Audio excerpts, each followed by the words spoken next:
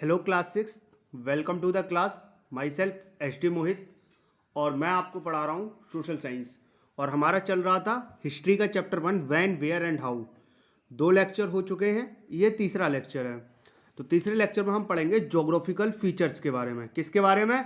Geographical features. Geographical features influence the history of a country to be a great extent. Geographical features जो होते हैं वो influence करते हैं एक कंट्री की हिस्ट्री पर। ठीक है, काफ़ी हद तक एक कंट्री की हिस्ट्री पर जोग्राफिकल फीचर्स इन्फ्लुएंस करते हैं, अपना प्रभाव डालते हैं। ठीक है, ग्रेट एक्सटेंट का मतलब होता है काफ़ी हद तक। Indian subcontinent is a vast landmass bordered by large Himalayan mountain in the north and 3 sea in east west and south. देखिए, जो इंडियन सब कॉन्टिनेंट है वो एक वास्ट मतलब बड़ा विशाल लैंडमास है। ठीक है, देखिए इंडियन सब कॉन्टिनेंट क्या है? एक विशाल फैला हुआ मैदानी इलाका है और ये चारों तरफ से बॉर्डर्ड है। नॉर्थ में है एक हिमालयन माउंटेन, ठीक है, ईस्ट में है एक सी, वेस्ट में है एक सी और साउथ में एक सी।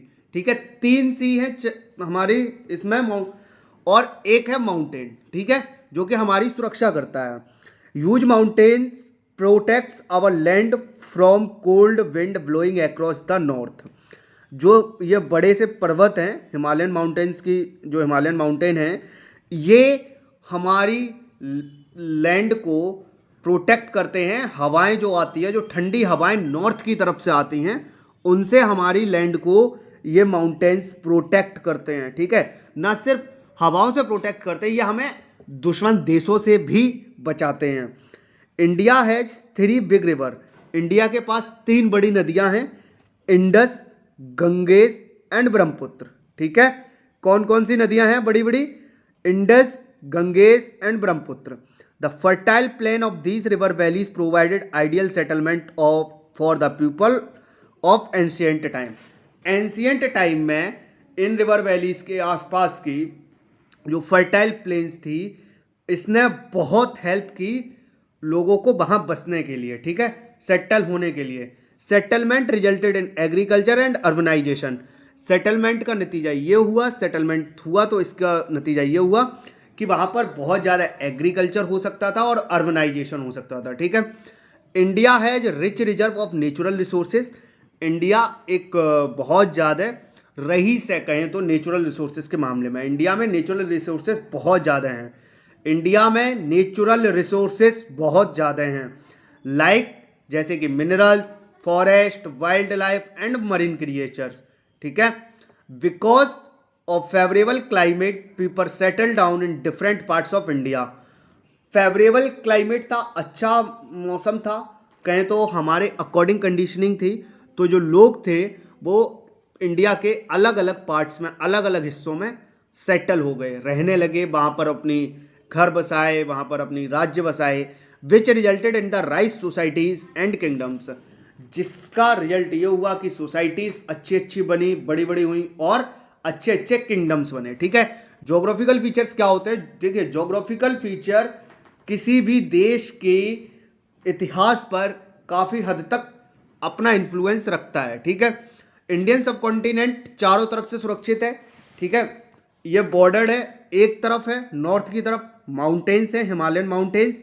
ठीक है, और ईस्ट की तरफ भी सी है, वेस्ट की तरफ भी एक सी है और साउथ की तरफ भी एक सी है। आप मैप में चाहे तो देख सकते हैं। देखिए, यहाँ पर ये पूरा इलाका आ जाता है माउंटेन से घिरा हुआ। ठीक है, अब यहाँ पर आइए, ये बे ऑफ बंगाल एक सी है, देन फिर ये अरेबियन सी है और एक यहाँ पर ये सी है। ठीक है, समझ में आया? तो तीनों चारों तरफ से ये सुरक्षित है। अब ये जो पर्वत है ये हमारी ठंडी हवाओं से रक्षा करते हैं, मतलब हमारी हेल्प करते हैं कि इनसे हमें बचाते हैं, प्रोटेक्ट करते हैं। जो नॉर्थ की तरफ से ये ठंडी हवाएं आती हैं, ना सिर्फ ये पर्वत हमें ठंडी हवाओं से बचाते हैं बल्कि हमारे दुश्मन देशों से भी बचाते हैं। ठीक है, इंडिया के पास 3 बड़ी नदियां हैं, इंदस, गंगेस, ब्रह्मपुत्र। जो फर्टाइल प्लेन्स था इनकी रिवर वैलीज का, इस ये बहुत ज़्यादा इसने क्या किया, एक प्रोवाइडेड किया हमें एक ऐसा एंशियंट टाइम में एक ऐसी कंडीशनिंग प्रोवाइडेड की कि यहाँ पर लोग सेटलमेंट हो सकें। ठीक है, समझ में आया? इंडिया के पास बहुत ज़्यादा रिच रिजर्व्स हैं, बहुत अच्छे रिजर्व्स हैं नेचुरल रिसोर्सेज के, जैसे minerals, forest, wild life, marine creatures. Favourable climate था हमारे यहाँ, तो पीपल अलग अलग जगह इंडिया के अलग अलग कोनों में सेटल हुए, और जिसका नतीजा ये निकला कि किंगडम्स और सोसाइटीज़ बढ़ती गई। ठीक है, बहुत अच्छी बनी हमारे यहाँ। तो उम्मीद है आपको समझ में आया होगा। आपने अपना टाइम दिया, उसके लिए थैंक यू सो मच।